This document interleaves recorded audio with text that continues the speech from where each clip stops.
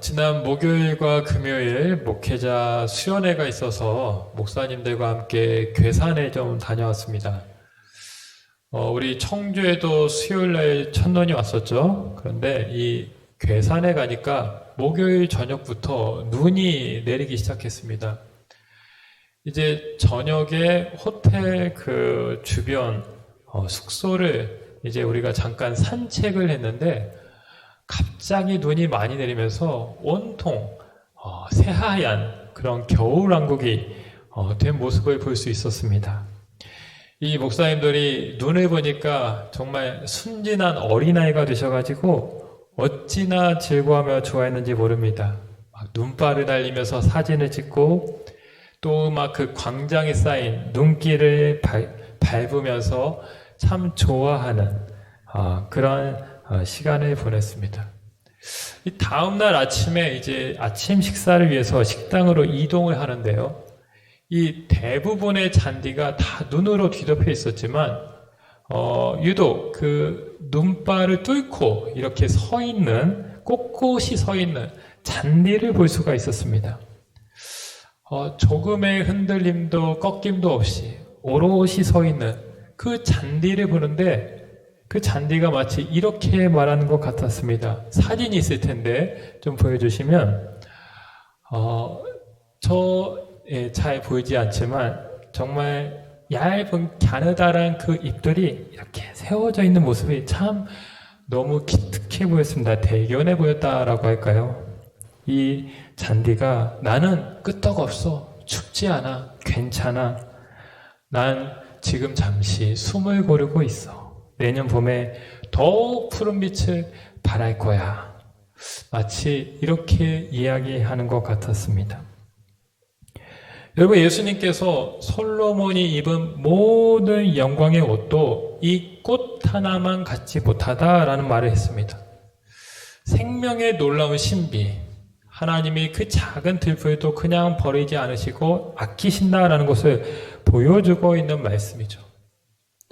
여러분, 우리 생명도 마찬가지입니다. 하나님은 우리 한 사람 한 사람을 눈동자처럼 바라보시고 우리와 함께 하시면서 우리를 지키시고 있습니다. 우리 삶 가운데 여러 시련과 역경의 순간이 찾아올 수 있죠. 인생의 겨울이 차디찬 혹독한 바람이 불 수 있습니다. 그러나 그런 순간이다 할지라도 그 아픔과 시련을 당당하게 받아내는 것, 견디어내며 살아가는 것, 이것이 성숙한 믿음이라는 것입니다. 그 고난은 우리의 믿음을 더욱 단련시키고 성숙하게 할 것입니다. 여러분, 인생의 겨울 속에서도 믿음으로 인내하여서 더욱 진한 빛깔과 향기를 바라는 그런 인생으로 승리하시길 주님의 이름으로 축복합니다. 자, 오늘은 대림절 두 번째 주일입니다. 우리가 일상에서 쓰는 태양력, 이 태양력의 시작은 1월이죠. 1월 달에 모든 해가 시작이 됩니다. 그런데 교회력에서는 어디가 첫 번째 절기냐? 바로 대림절이라고 할 수 있습니다. 여러분, 이 대림절은 주님의 오심과 또 다시 오심을 기념하는 절기이죠. 4주간의 절기인데 이 대림절이 끝나고 나면 우리가 성탄절을 맞이하면서 성탄절기를 보내게 됩니다. 예수님의 탄생을 축하하는 것이죠. 자, 그리고 이 성탄절이 끝나고 나면 주현절을 보내게 됩니다. 예수님의 오심을 축하하는 주현절, 그리고 주현절 후에는 예수님의 그 순환을 기념하는 사순절이 시작됩니다. 그리고 부활절, 예수님의 부활을 축하한 다음에는 이제 7주간의 부활절이 지나가게 되고 또 예수님이 약속하신 그 성령의 오심을 축하하는 성령 강림 주일을 보내게 되죠. 약 14주간 이 성령 강림 주일을 보내고 난 다음에 또 창조절을 맞이하게 됩니다. 그리고 창조절을 지나고 나면 다시 우리는 11월 말 대림절을 이제 보내게 됩니다. 즉, 이 교회력이라는 것은 철저하게 예수님 중심이라는 것이죠. 예수님의 생애를 따라서 교회력이 펼쳐지고 있다. 우리가 이 대림절을 중요하게 여기고 매 주마다 이 교회력에 따라 예배를 드리는 것은 우리의 삶이 이 예수님의 그 생애와 보조를 맞추고 우리의 삶의 리듬이 예수님과 함께 하기 위함이다 라는 것입니다. 자, 그러면 이 우리 신앙의 축이라고 할 수 있는 이 예수님은 어떤 분이셨을까요? 여러분, 우리가 여러 가지로 예수님을 소개하고 표현할 수 있겠지만 오늘 저는 예수님을 이렇게 말씀드리고 싶습니다.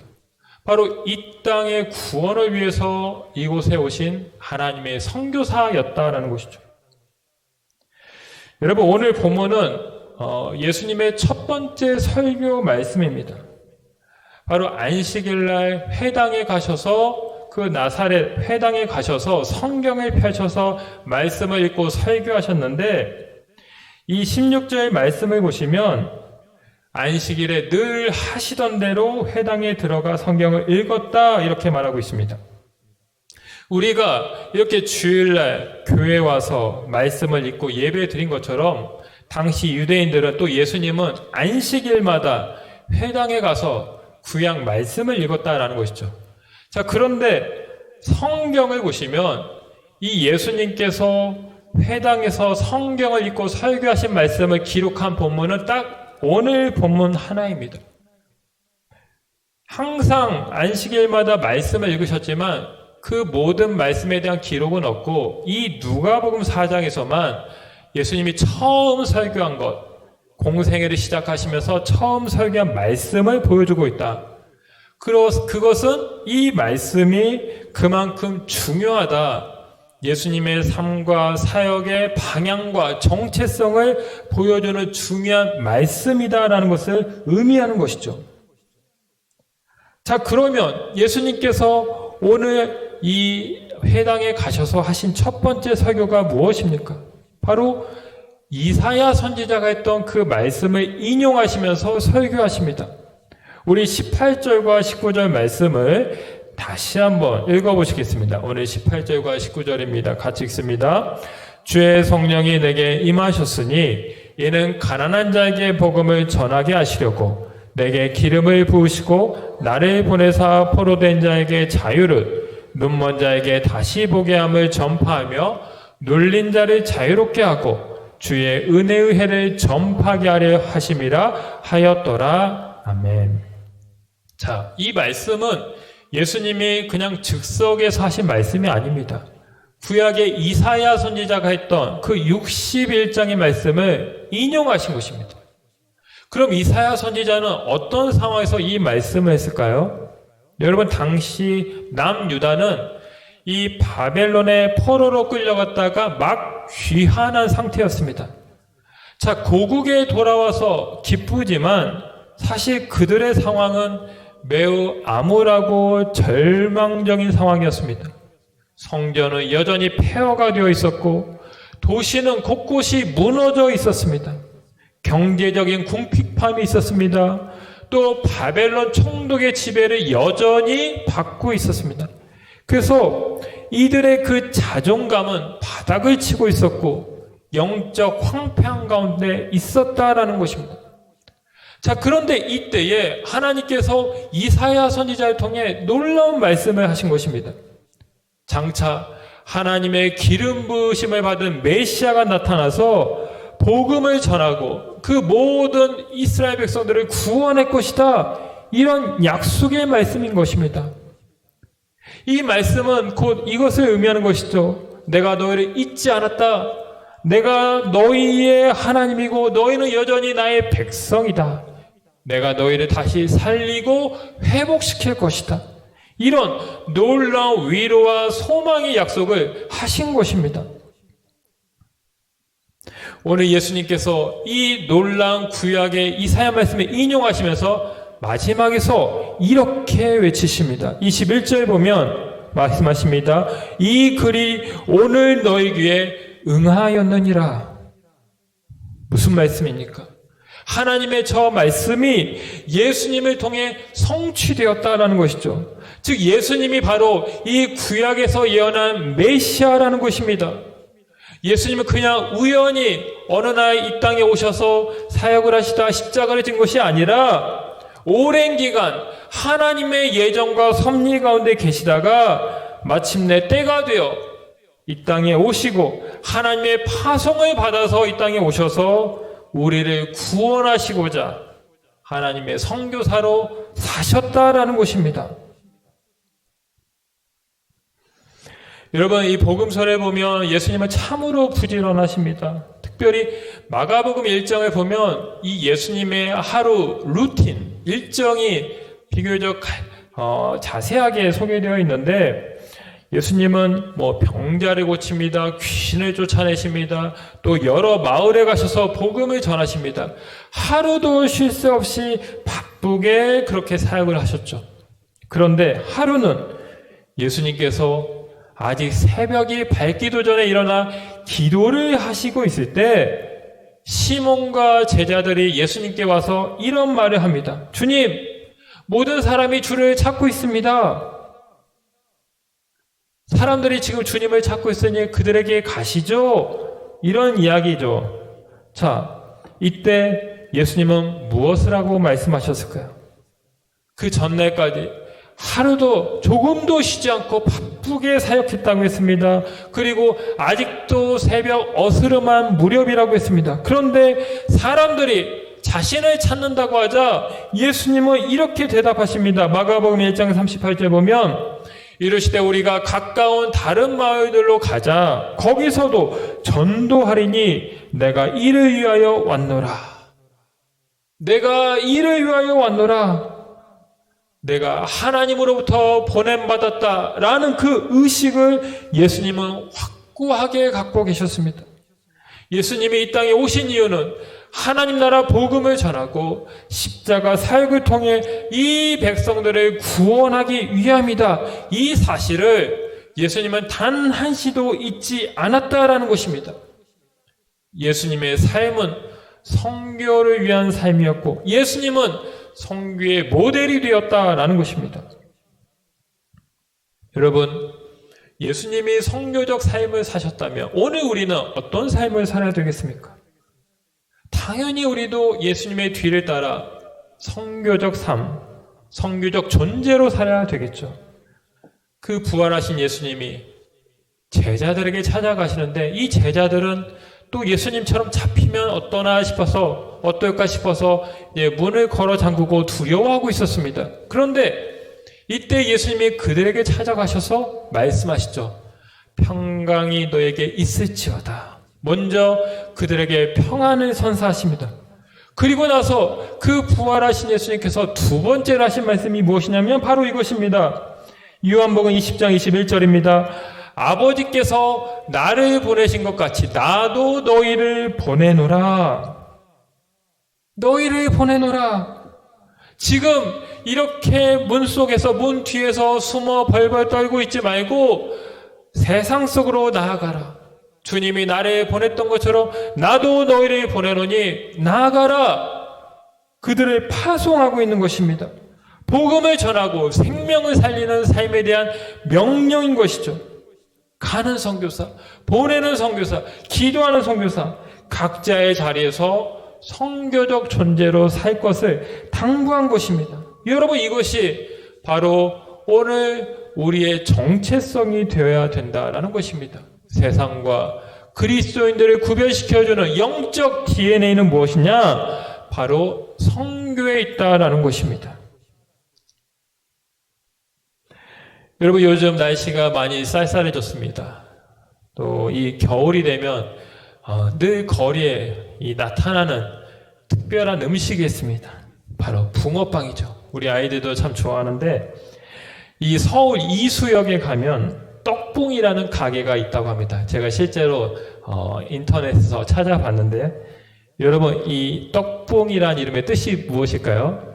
좀 특별하지 않습니까? 바로 떡하니 당신 앞에 나타난 붕어빵. 네, 재밌죠? 떡하니 당신 앞에 나타난 붕어빵. 붕어빵 전문 가게입니다. 그래서 아니 어떤 붕어빵이 팔길래 이렇게 이름이 거창한가 봤는데 정말 한 10가지 종류의 붕어빵이 있었습니다. 우리는 주로 뭐 팥붕어빵 아니면 슈크림 붕어빵 정도 이 두 가지를 이제 보통 먹죠. 근데 거기에는 뭐 불닭 붕어빵, 피자 붕어빵, 뿌링콘 치즈 붕어빵, 블루베리 크림치즈, 초코, 완두, 고구마, 애플 시나몬 이렇게 정말 다양한 종류의 붕어빵을 팔고 있었습니다. 겉은 똑같은 붕어빵이지만 그 안에 어떤 속재료를 넣느냐에 따라서 전혀 다른 맛의 붕어빵이 나온다라는 것입니다. 여러분, 우리가 하나님의 보냄을 받아서 복음을 전하는 선교적 존재로 살아야 되는데, 그럼 구체적으로 어떤 선교사가 되어야 하느냐? 그 선교의 내용은 무엇이어야 되느냐? 오늘 예수님의 설교를 보면 이 예수님이 사역의 대상으로 삼고 있는 네 부류의 사람을 보게 됩니다. 특별한 네 부류의 사람들, 바로 가난한 자, 포로된 자, 눈먼 자, 눌린 자들입니다. 예수님이 이들에게 복음을 전하겠다라고 말씀하고 있죠. 한결같이 사회에서 소외되고 작은 자들, 연약한 이들입니다. 자, 이 말씀을 통해서 우리가 알게 되는 것이 무엇입니까? 예수님 사역 속에는 특별한 지향점이 있다는 것입니다. 바로 사역의 하향성이죠. 하향성, 내려가고 낮아진다는 것입니다. 세상은 끊임없이 높아지려고 합니다. 더 크고 강한 권력을 추구하려고 하죠. 더 많은 부를 축적하고 싸우려고 합니다. 그렇게 발버둥치고 그것을 이루기 위해서 다른 사람을 배척하고 배제하고 그렇게 짓밟기도 하죠. 그러나 메시아 주님의 사역은 정반대라는 것입니다. 주님은 물이 아래를 향해 흘러가듯 늘 낮은 곳으로 임합니다. 죽어가는 자를 살리시고 절망하는 자에게 소망을 주고 묶여있는 자를 풀리는 사역을 하십니다. 이것이 하나님께 보냄을 받은 예수님의 사역이었다라는 것입니다. 실제로 예수님의 공생애를 보면 예수님은 늘 세리 죄인들과 친구가 되시고 그들과 함께 지내셨습니다. 예수님이 왜 그렇게 낮은 자로 사시고 낮은 자들의 벗이 되었습니까? 이 이사야 선지자가 했던 그 하나님의 비전을 예수님의 가슴에 품고 늘 그 비전을 바라보고 그 비전을 되새기면서 살았기 때문에 그 비전을 이루는 삶을 살았다라는 것입니다. 오늘 교회도 마찬가지입니다. 여러분, 이 교회의 주인은 하나님이시죠. 교회의 생명력은 교회의 비전에 달려 있습니다. 비전이 교회를 교회되게 한다라는 것이죠. 에스겔서에 보면 유명한 환상, 성전 환상이 나옵니다. 성전에서 흘러나온 물이 점점 아래로, 동쪽 아래로 흘러서 결국 아라바라는 곳까지 이르게 되죠. 이 아라바가 어디냐면 바로 사해바다입니다. 사해바다는 지구상에 있는 바다 중에서 가장 낮은 곳에 위치한 바다입니다. 해발 마이너스 450m입니다. 물이 들어오기만 하고 나가지는 못합니다. 그래서 생명이 살 수 없는 그런 곳이죠. 그런데 이 바다로까지 물이 흘러들어가서 그 주변에 많은 생명들, 물고기들이 살아난다라는 말씀을 하고 있습니다. 여러분, 이 환상이 무엇을 의미합니까? 교회는 다른 곳이 아니라 늘 낮은 곳으로 늘 내려가서 그 병든 자, 죽어가는 자, 연약한 자들을 살리고 회복시키는 곳이 되어야 한다라는 것입니다. 이것이 교회의 비전이 된다라는 것이죠. 여러분, 우리 선교팀이 이제 다음 달 15일부터 19일까지 라오스 선교를 가게 됩니다. 이 라오스는 정말 복음의 황무지, 사해바다 같은 곳입니다. 인구가 한 790만 명 정도 되는데요. 그 중에 기독교인들이 약 22만 명 정도라고 합니다. 한 2.8%에 불과합니다. 미전도 종족 수준인 것이죠. 라오스는 공산권 국가입니다. 헌법상으로는 종교상의 자유를 허락하고 있지만 공개적인 포교 활동이나 외국인의 선교 활동에 대해서 엄격한 제한을 두고 있다고 합니다.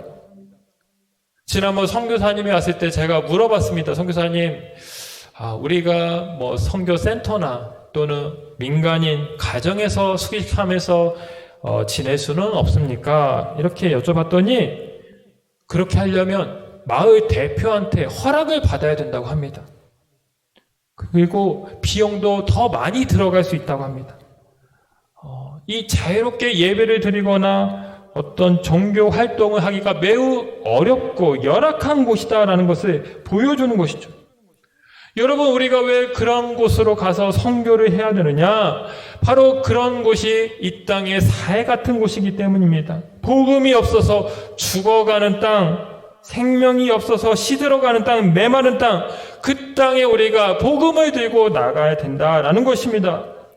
가난한 자, 영적으로 눈이 먼 자, 포로된 자, 또 사단 마귀에 의해서 억눌려 살아가는 그런 사람들에게 나아가서 복음을 전하는 것, 이것이 오늘 우리의 비전이 되어야 한다라는 것입니다. 여러분, 웬만한 기업들마다 다 비전이라는 것이 있습니다. 이 기업들이 비전을 만들고 그 비전을 강조하는 이유는 결국 그 비전에 따라서 그 기업이 세워지고 성장하게 되기 때문이죠. 비전이 있다고 해서 반드시 좋은 기업이 되는 것은 아니지만 기업이 좋은 비전을 가지고 있으면 좋은 기업이 될 가능성이 높아집니다. 반면 나쁜 비전 또는 비전이 아예 없으면 그 기업에는 미래가 있다고 할 수 없을 것입니다. 여러분, 교회도 마찬가지입니다. 이 교회마다 여러 가지 개성이 다를 수는 있죠. 어떤 교회는 예배가 은혜로울 수 있습니다. 어떤 교회는 다음 세대가 정말 교육을 잘할 수 있습니다. 저마다 교회의 어떤 개성이 있을 수 있지만 기본적으로 모든 교회는 기본적으로 갖춰야 될 비전이 있습니다. 바로 세상을 살리고 치유하고 변화시키는 이 하나님의 비전을 가지고 있어야 된다는 것입니다. 예수님이 말씀하셨죠. 오직 성령이 너희에게 임하시면 너희가 권능을 받고 예루살렘과 온 유대와 사마리아와 땅끝까지 이르러 내 증인이 되라. 내 증인이 되라. 예수님이 하신 일을 그대로 해야 된다. 예수님처럼 낮은 곳으로 가서 병들고 죽어가는 사람들에게 복음을 전하고 그들이 다시 생명을 가지고 살아갈 수 있도록 예수님의 말씀을 전하는 그 삶을 살아야 된다라고 당부한 것입니다. 사람은 비전만큼 살고 기도만큼 이룬다라는 말이 있습니다. 여러분, 우리가 기도도 열심히 해야 되지만 먼저 비전이 있어야 됩니다. 그 비전을 가져야 그 비전이 성취가 되고 이루어지는 것입니다. 여러분의 비전은 무엇입니까? 여러분, 우리는 주님의 비전을 품어야 됩니다. 가난하고 약하고 소외된 자, 그들에게 나아가서 주님의 비전을 전할 때 우리 교회는 진정 속이 꽉 찬 붕어빵처럼 정말 속이 꽉 찬 하나님이 기뻐하시는 선교를 감당할 수가 있는 것입니다. 오늘 이 이사야 선지자의 예언 말씀을 보면 한 가지 중요한 구절이 있습니다. 18절 보시면 주의 성령이 내게 임하셨다라고 이야기하고 있습니다. 무슨 말씀입니까? 성령이 임하면서 이사야 선지자가 이 예언을 비로소 하게 되었다. 즉 비전에 앞서서 성령이 있었다. 다른 말로 하면 성령이 비전을 낳았다라는 것입니다. 여러분, 우리가 비전을 가지고 하나님의 비전에 사로잡혀서 하나님의 선교를 하기 원하는데 어떻게 하면 이 비전을 품을 수 있을까요? 어떻게 하면 건강한 비전을 가지고 선교로 나아갈 수 있습니까? 성령이 우리 가운데 임하셔야 된다는 것입니다. 성령이 임하시고 임재하실 때 그 성령의 인도한 가운데 우리는 하나님이 기뻐하는 사역을 감당할 수 있다라는 것입니다.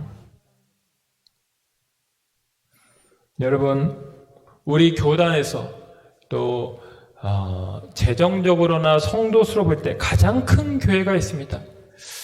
바로 깡통교회로 유명한 전주 안디옥 교회입니다. 이동희 원로 목사님께서 목회하실 때 교회가 폭발적으로 성장을 했는데, 이 목사님은 성교 목회를 지향하셨죠. 성교를 강조하셨습니다. 근데 이분이 이렇게 성교를 하게 된 계기가 있었습니다.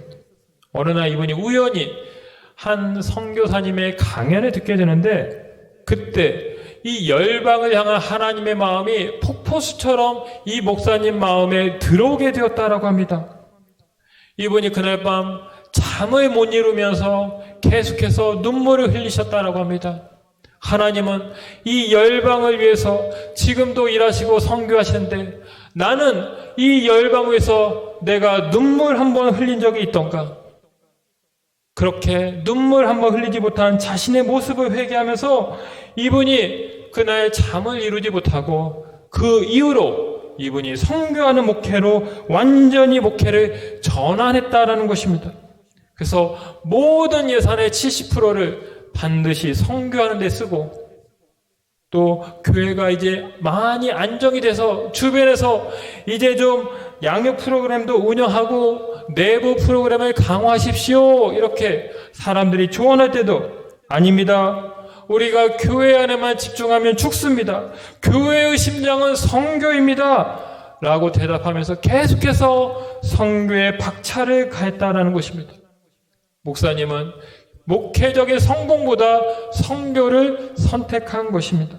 결국 이 안디옥 교회가 수많은 생명들을 살리고 또 세상에 귀감이 될 수 있었던 것은 바로 성령이 역사하고 그 성령의 감동으로 하나님의 비전을 받아서 그렇게 선교하는 교회가 되었다라는 것입니다. 사랑하는 성도 여러분, 오늘은 대림절 두 번째 주일이자 12월의 첫 번째 주일, 바로 선교 주일입니다. 예수님은 선교사로 이 땅에 오셨습니다. 성도는 어떤 사람이 되어야 하느냐? 선교하는 사람이 되어야 합니다. 교회의 본질은 다른 것이 아니라 선교에 있습니다. 선교의 성패는 바로 비전에 달려 있습니다. 물질이 많아야지만, 어떤 프로그램이 있어야지만 선교를 하는 것이 아니라, 우리가 하나님의 비전에 사로잡혀서 그 주님의 마음을 가지고 나아갈 때 우리는 하나님의 선교를 감당할 수 있는 것입니다. 성령을 구하고 성령이 우리 가운데 임할 때 우리는 하나님의 비전을 품게 되고 선교에 힘쓰게 될 것입니다. 우리 모든 성도님들, 성령의 충만함으로 하나님의 비전을 품어서 하나님이 기뻐하시는 그런 선교사로 살아가시기를 주님의 이름으로 축원합니다. 기도하겠습니다. 하나님 아버지, 감사를 해드립니다. 우리를 위해 저 하늘 높은 곳에서의 부자와 영광을 다 버리시고 이 땅에 선교사로 오셔서 우리를 구원하신 아버지 하나님, 참으로 감사를 드립니다. 주님이 이 땅에서 사신 모든 발자취는 선교의 발자취였습니다. 주여, 주님은 오늘 우리에게도 나의 증인이 되라고 당부하시고 있습니다. 주님, 우리가 주님의 뒤를 따라서 하나님의 비전을 품고 성령의 충만한 가운데 하나님의 선교를 잘 감당하여서 많은 영혼들을 하나님께로 인도해내고 하나님이 기뻐하시는 그런 선교적 존재로 살아갈 수 있도록 주님 축복하여 주옵소서. 감사를 드리며 예수님의 이름으로 기도드립니다. 아멘.